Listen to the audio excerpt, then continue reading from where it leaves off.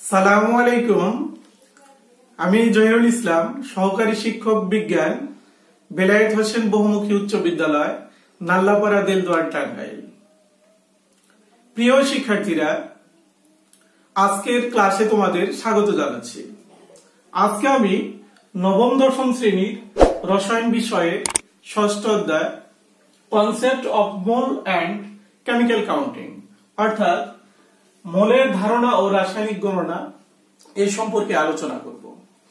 আজকে আমার আলোচনায় যা যা থাকছে তা হলো দ্রবণ। দ্রবণ সম্পর্কে আমরা জানতে পারবো, লঘু দ্রবণ ও গাঢ় দ্রবণ কি এ সম্পর্কে জানতে পারবো, মোলার দ্রবণ, এরপর মোলারিটি বা দ্রবণের মোলার গণমাত্রা কি এ সম্পর্কে আমরা জানতে পারবো, বিভিন্ন মোলারিটির দ্রবণ প্রস্তুত কিভাবে করতে হয় এ সম্পর্কে আমরা জানতে পারবো। এরপর 250 মিলিলিটার আয়তনিক ফ্লাক্সে সেমিমোলার সোডিয়াম হাইড্রোক্সাইড দ্রবণ প্রস্তুতি কিভাবে করতে হয় আমরা এটা আজকে জানবো। এরপর মোলারিটি সংক্রান্ত আমরা দুইটি গাণিতিক সমস্যা করব। এই দুইটা গাণিতিক সমস্যার মাধ্যমে আমরা মোলারিটি সংক্রান্ত যাবতীয় গাণিতিক সমস্যার সমাধান ইনশাআল্লাহ আমরা করতে পারবো। তো শুরুতেই আমরা দ্রবণ নিয়ে আলোচনা করব। দ্রবণ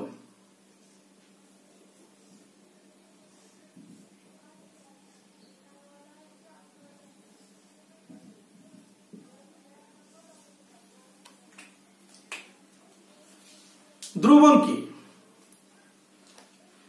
দুই বা ততোধিক পদার্থের সমসত্ব মিশ্রণকে দ্রবণ বলে।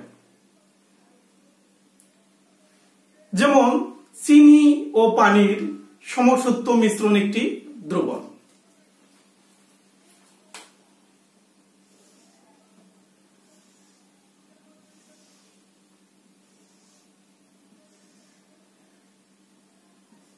চিনি ও পানি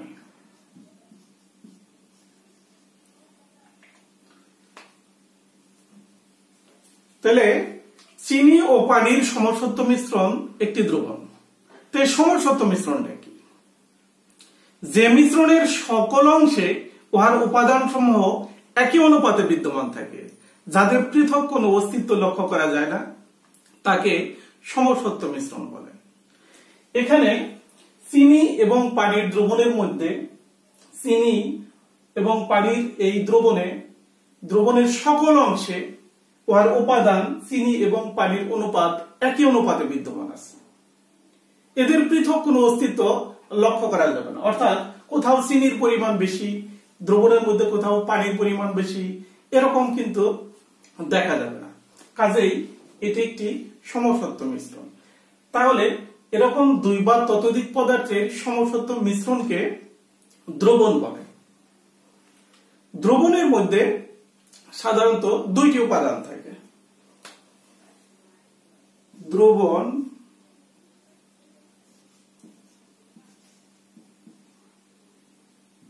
সমান দ্রব যোগ দ্রাবক।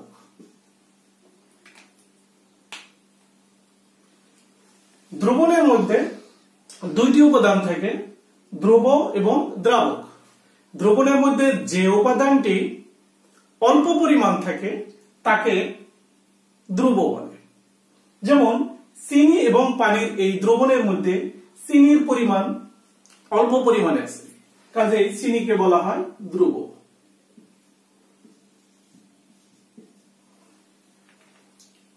আবার দ্রবণের মধ্যে যে উপাদানটি অধিক পরিমাণে থাকে তাকে দ্রাবক বলে। চিনি ও পানির এই দ্রবণের মধ্যে পানির পরিমাণটা অধিক পরিমাণে আছে, সেজন্য পানিকে বলা হয় দ্রাবক।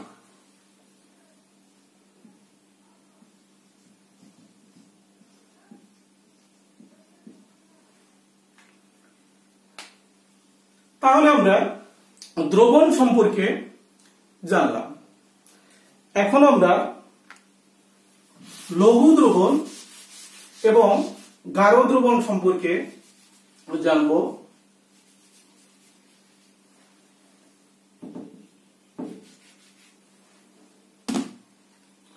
লঘু দ্রবণ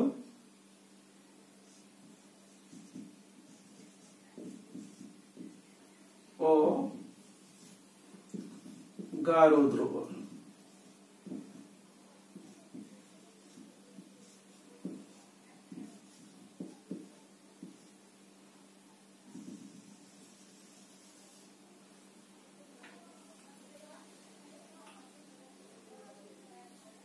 একটি পাত্রে 500 মিলিলিটার 500 মিলিলিটার পানি,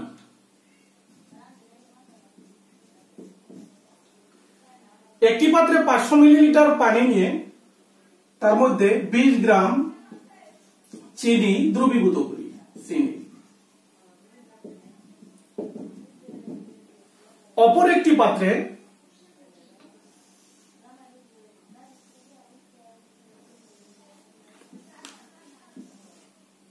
500 মিলিলিটারই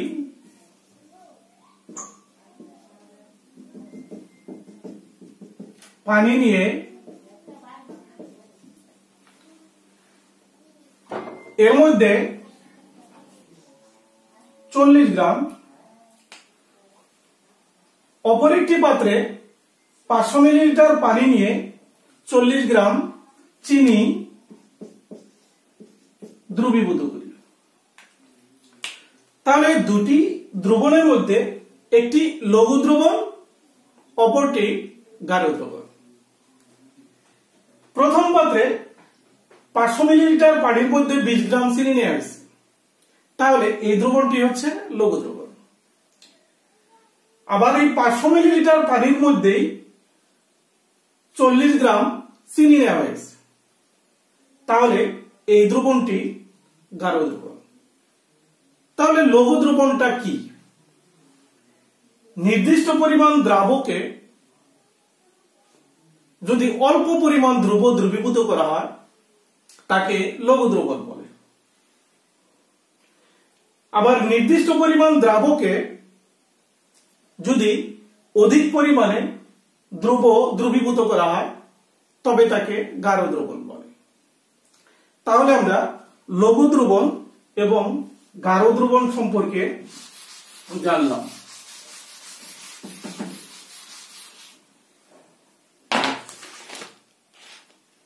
এখন আমরা মোলার দ্রবণ সম্পর্কে জানবো।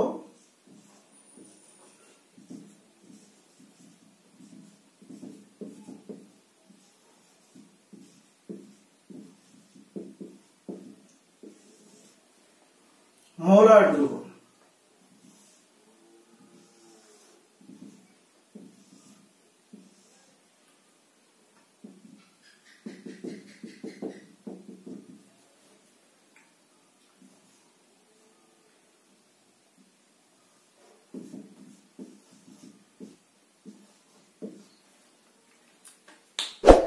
মোলার দ্রবণ কি?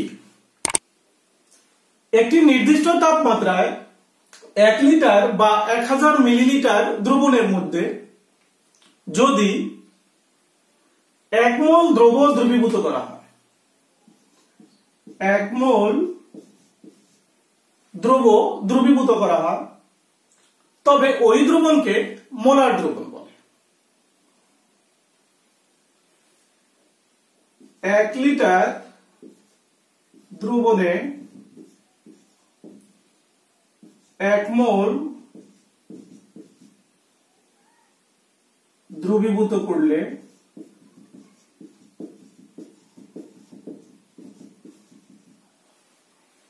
তবে ওই দ্রবণকে মোলার দ্রবণ বা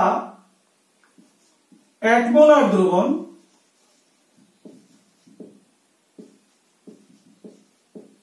বলে। একটি নির্দিষ্ট তাপমাত্রায় 1 লিটার বা 1000 মিলিলিটার দ্রবণের মধ্যে যদি 1 লিটার বা 1000 মিলিলিটার দ্রবণের মধ্যে যদি 2 মোল দ্রব দ্রবীভূত করলে তাকে 2 মোলার দ্রবণ বলবো। যদি হাফ মোল 1 লিটার দ্রবণে যদি হাফ মোল দ্রব দ্রবীভূত করা হয় তবে তাকে সেমি মোলার দ্রবণ বলে। Semi molar. হাফ মোল বা 0.5 মোল দ্রব দ্রবীভূত থাকে তবে তাকে সেমি মোলার দ্রবণ বলে। ওই 1 লিটার দ্রবণের মধ্যে যদি 1 বা 0.1 মোল দ্রব দ্রবীভূত করলে তাকে ডেসিমোলার দ্রবণ বলে। ডেসিমোলার দ্রবণ। তাহলে আমরা বুঝলাম একটি নির্দিষ্ট তাপমাত্রায় 1 লিটার বা 1000 মিলিলিটার দ্রবণের মধ্যে 1 মোল দ্রব দ্রবীভূত করলে তাকে মোলার দ্রবণ বা 1 মোলার দ্রবণ বলে। তাহলে 1 লিটার দ্রবণে যদি 2 মোল দ্রব দ্রবীভূত করা হয় তবে তাকে 2 মোলার দ্রবণ বলে। যদি হাফ মোল বা 0.5 মোল দ্রব দ্রবীভূত করা হয় তবে তাকে সেমি মোলার দ্রবণ বলে। যদি 1 অর্থাৎ 0.1 মোল দ্রব দ্রবীভূত করা হয় তবে তাকে ডেসিমোলার দ্রবণ বলে।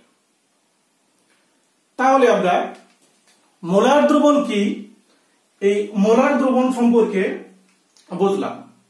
এখন আমরা একটি উদাহরণ দিয়ে বোঝার চেষ্টা করব।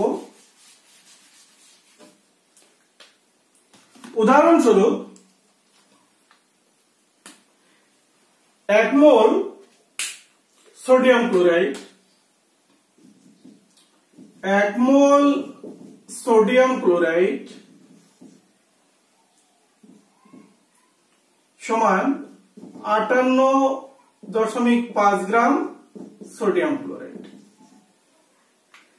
তাহলে 1 মোল সোডিয়াম ক্লোরাইড বা 58.5 গ্রাম সোডিয়াম ক্লোরাইড যদি 1 লিটার দ্রবণে দ্রবীভূত থাকে তবে তাকে সোডিয়াম ক্লোরাইডে 1 মোলার দ্রবণ বলা হবে।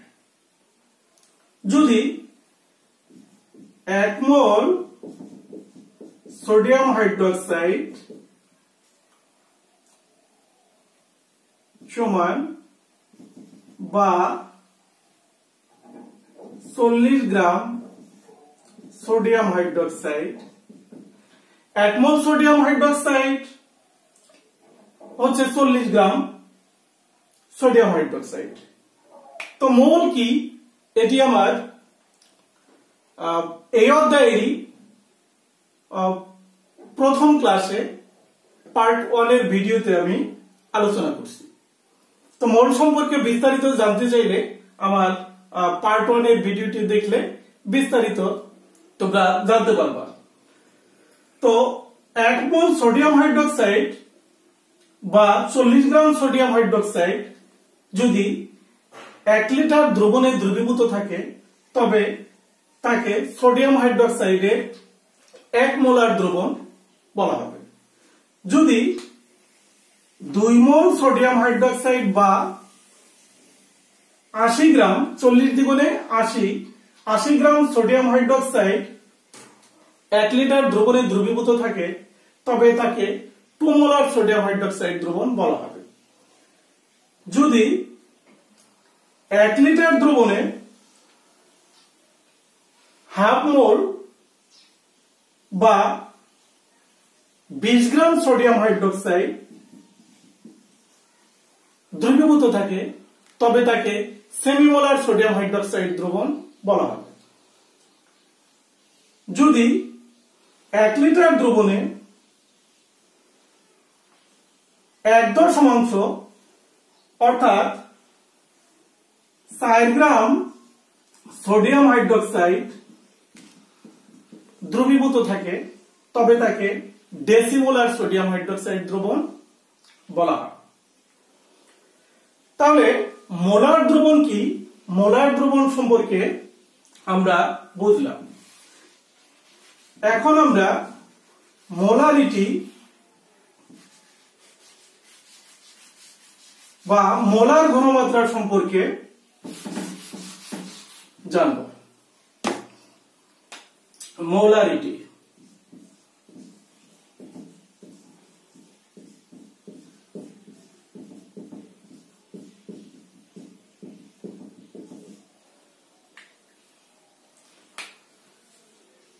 আসলে মোলারিটি কি? মোলারিটি হচ্ছে ঘনমাত্রা প্রকাশের একটি রীতি।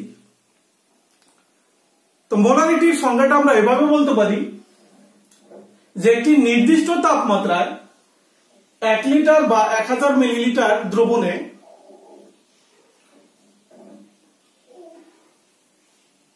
যত মোল দ্রব্য দ্রবীভূত থাকে তাকে ওই দ্রবণের মোলারিটি বলে। তাহলে 1 লিটার দ্রবণের মধ্যে যদি 1 মোল দ্রব্য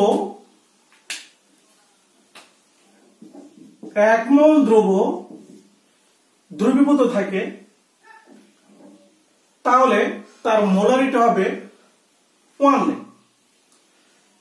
1 মোল দ্রব্য দ্রবীভূত করলে ওই দ্রবণটা হবে 1 মোলার দ্রবণ, আর দ্রবণের মোলারিটি হবে S সমান হবে 1 মোলার।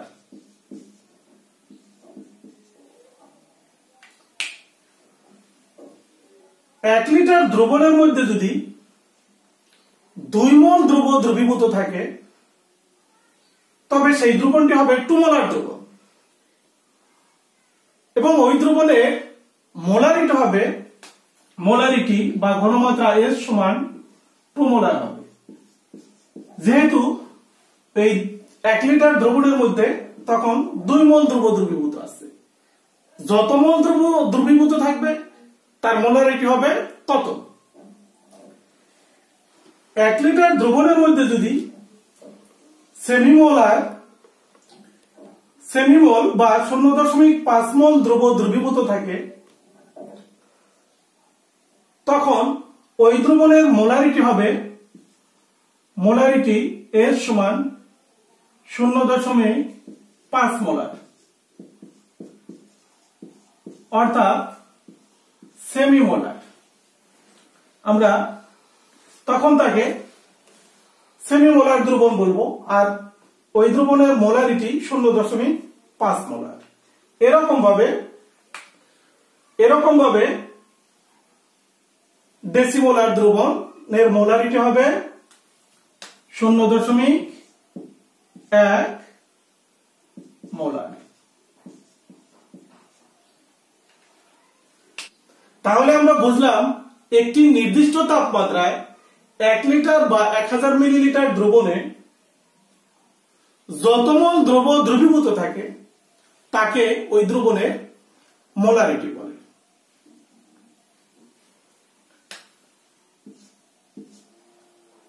এখন আমরা বিভিন্ন মোলারিটির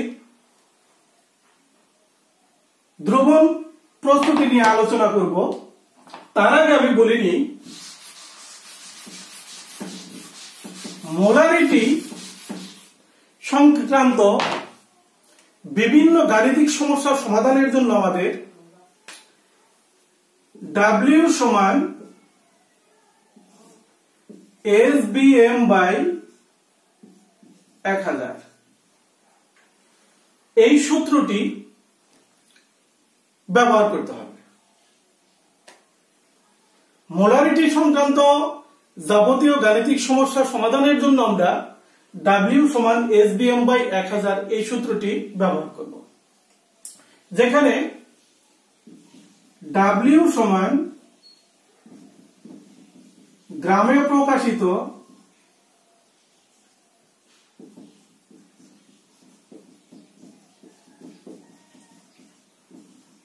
দ্রব্যের ভর,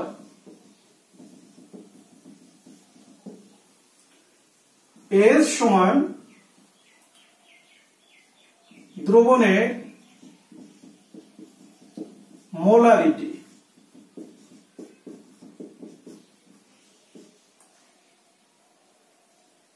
ভি সমান মিলিলিটার এককে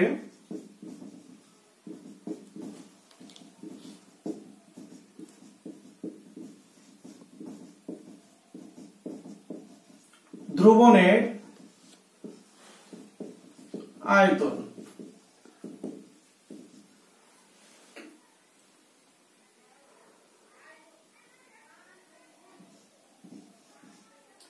এম সমান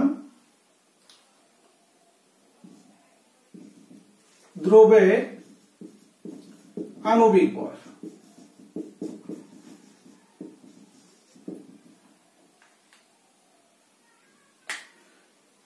তাহলে এই সূত্র ব্যবহার করে আমরা বিভিন্ন মোলারিটি সংক্রান্ত বিভিন্ন গাণিতিক সমস্যার সমাধান করব। এখন আমরা বিভিন্ন মোলারিটির দ্রবণ প্রস্তুতি নিয়ে আলোচনা করব। পরীক্ষাগারে আমরা সাধারণত মোলার দ্রবণ, সেমিমোলার দ্রবণ এবং ডেসিমোলার দ্রবণ প্রস্তুত করে পরীক্ষাগারে বা ল্যাবরেটরিতে বিভিন্ন মোলারিটির দ্রবণ প্রস্তুত করার জন্য আমাদের একটি নির্দিষ্ট আয়তনে আয়তনিক ফ্লাক্স নিতে হবে। একটা নির্দিষ্ট আয়তনের আয়তনিক ফ্লাক্স নিতে হবে।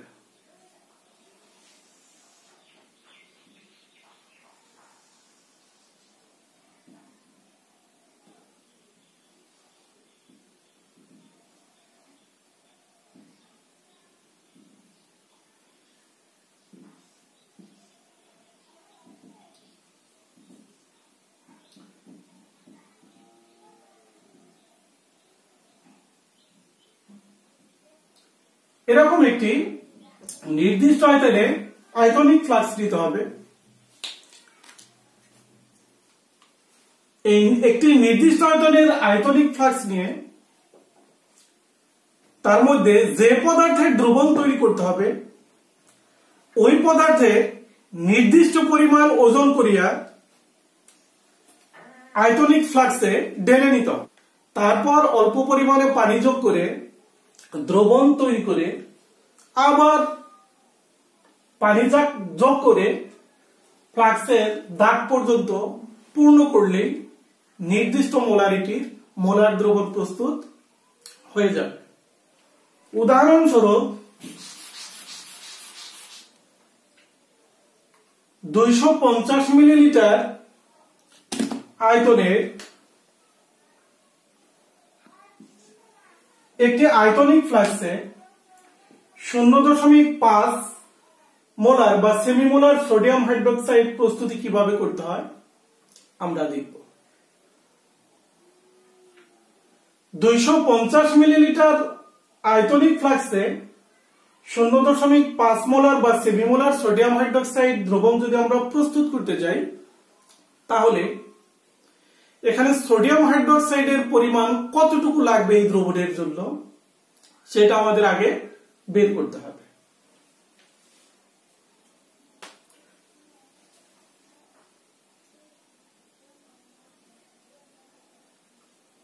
তাহলে দেওয়া আছে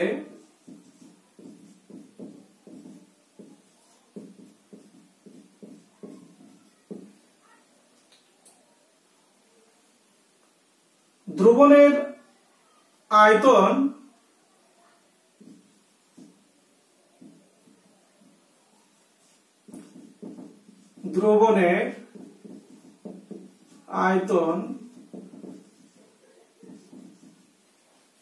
ভি সমান 250 millilitre.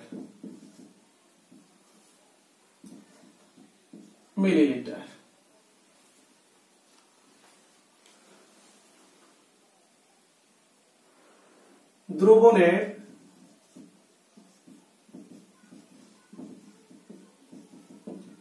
Molarity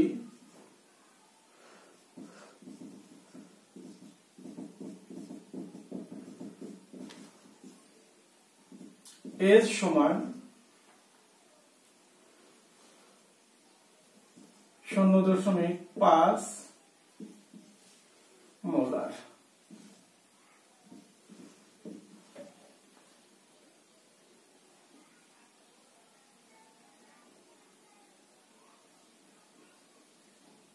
sodium hydroxide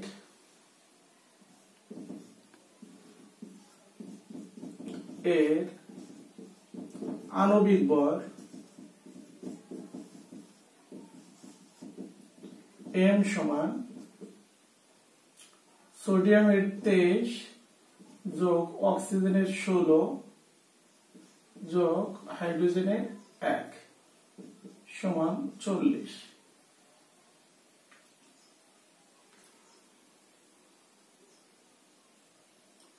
দ্রব sodium hydroxide এর ভর W সমান হোয়াট, এটা আমাদের বের করতে হবে। তাহলে আমরা জানি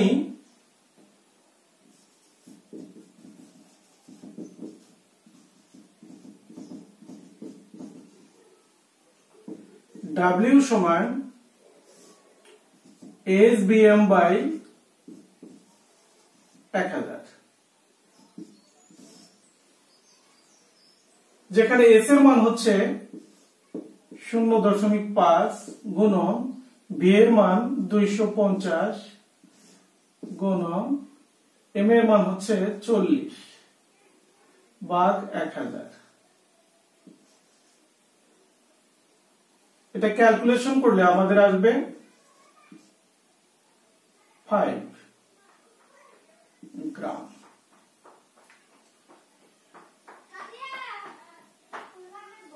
তাহলে আমরা যদি 250 মিলিলিটার আয়তনিক ফ্লাক্সে 0.5 মোলার সোডিয়াম হাইড্রোক্সাইড দ্রবণ প্রস্তুত করতে চাই, তাহলে আমাদের 5 গ্রাম সোডিয়াম হাইড্রোক্সাইড প্রয়োজন হবে।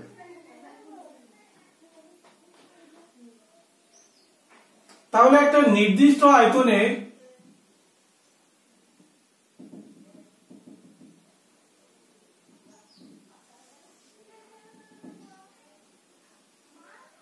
আয়তনিক ফ্লাক্স নিয়ে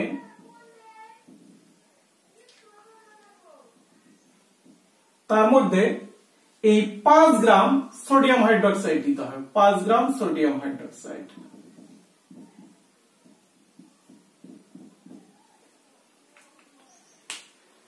পাঁচ গ্রাম সোডিয়াম হাইড্রোক্সাইড নিয়ে তার মধ্যে পানি যোগে এই সোডিয়াম হাইড্রোক্সাইডকে দ্রবীভূত করতে হবে।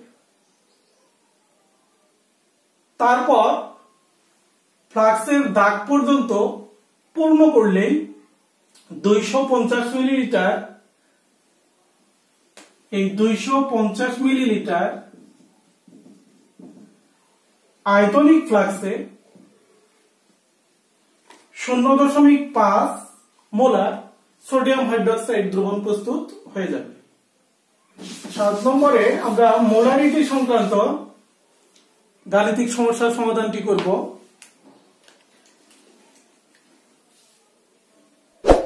7 নম্বর অঙ্কে বলা হয়েছে 100 মিলিলিটার দ্রবণে 4 গ্রাম হাইড্রোক্লোরিক অ্যাসিড থাকলে দ্রবণের মোলারিটি নির্ণয় করো।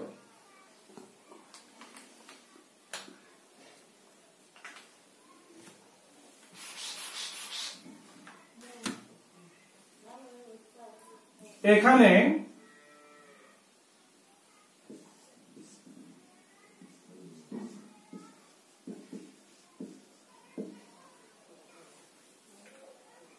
দ্রবণের আয়তন B সমান 100 মিলিলিটার, দ্রবের ভর 2 গ্রাম, দ্রব হাইড্রোক্লোরিক অ্যাসিডের আণবিক ভর M সমান 1 যোগ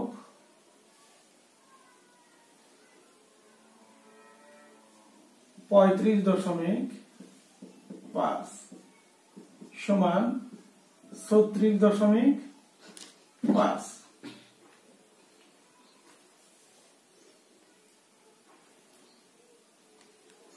দ্রবণের মোলারিটি S সমান ভাট। তাহলে এখানে দেওয়া আছে 100 মিলিলিটার দ্রবণে, তার মানে দ্রবণের আয়তন 100 মিলিলিটার। 4 গ্রাম হাইড্রোক্লোরিক অ্যাসিড, তার মানে দ্রব হাইড্রোক্লোরিক অ্যাসিডের ভর হচ্ছে 4 গ্রাম। আর দ্রব হাইড্রোক্লোরিক অ্যাসিডের আণবিক ভর 36.5। হাইড্রোজেনের 1, ক্লোরিনের 35.5 যোগ করলে 36.5। তাহলে দ্রবণের মোলারিটি কত এটা আমাদের বের করতে হবে। আমরা জানি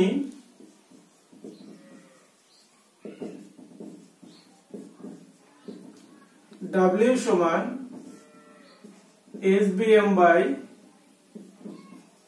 1000 বা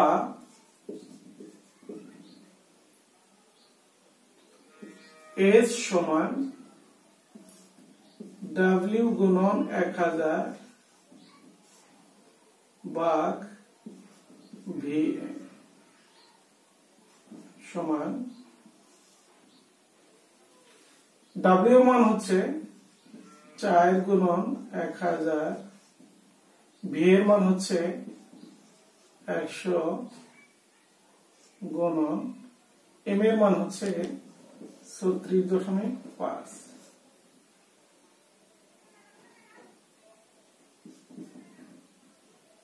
তাহলে এটা ক্যালকুলেশন করলে আমাদের আসবে 1.096 মোলার।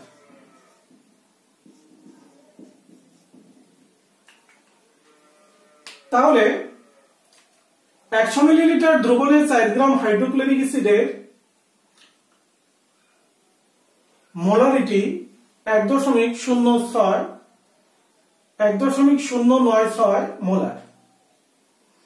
সুতরাং 100 মিলিলিটার দ্রবণে 4 গ্রাম হাইড্রোক্লোরিক অ্যাসিড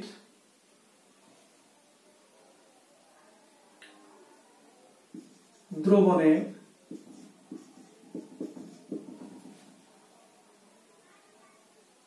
মোলারিটি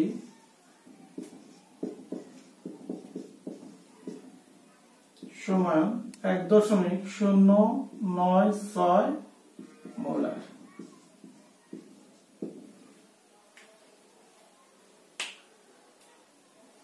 এখন আমরা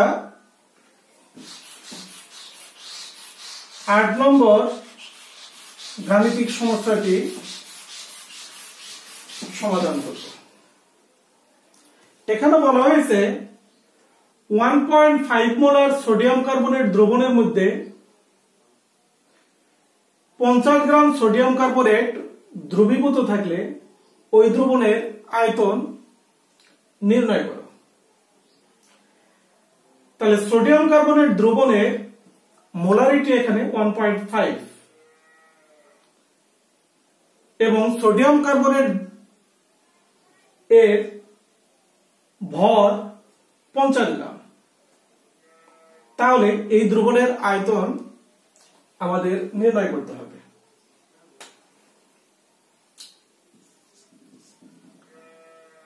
এখানে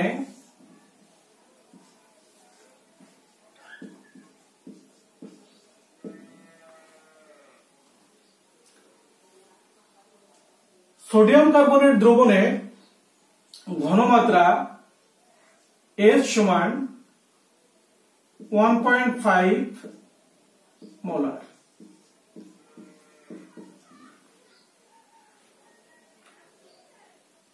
সোডিয়াম কার্বনেট এর ভর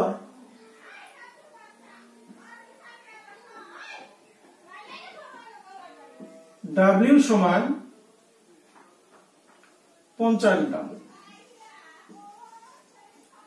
সোডিয়াম কার্বনেটের আণবিক ভর n সমান সোডিয়ামের 23 গুণন 2 যোগ কার্বনের 12 যোগ অক্সিজেনের 16 গুণন 3। এটা ক্যালকুলেশন করলে আমাদের আসবে 106।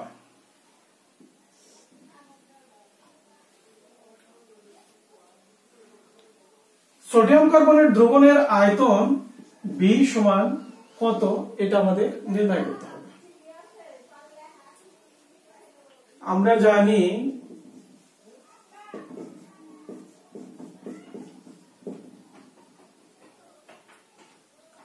W সমান SBM বাই 1000 বা V সমান W গুণন 1000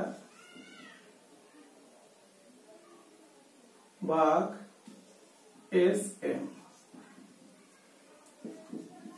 W এর মান 50 গুণন 1000 ভাগ S এর মান হচ্ছে 1.5, M এর মান হচ্ছে 106।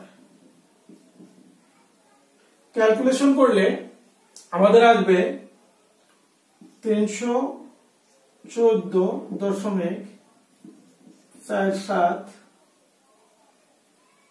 আয়তনের একক মিলিলিটার।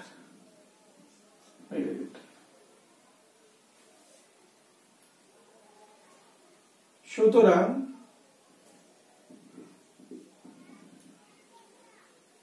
দ্রবণের আয়তন সমান 314.47 মিলিলিটার।